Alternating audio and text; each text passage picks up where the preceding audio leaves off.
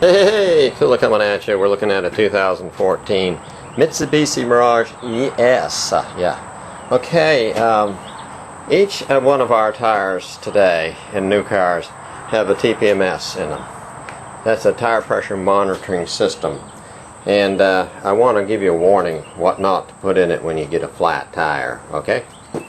Do not put Slime Quick Spair. You notice it's got an automobile tire there? It will destroy your TPMS so that your light will come on and you'll be in trouble. And if you ever put a new TPMS in there, it'll have to be recoded for the car's computer. You wouldn't want that to happen, would you? So these guys are telling you all kinds of stuff.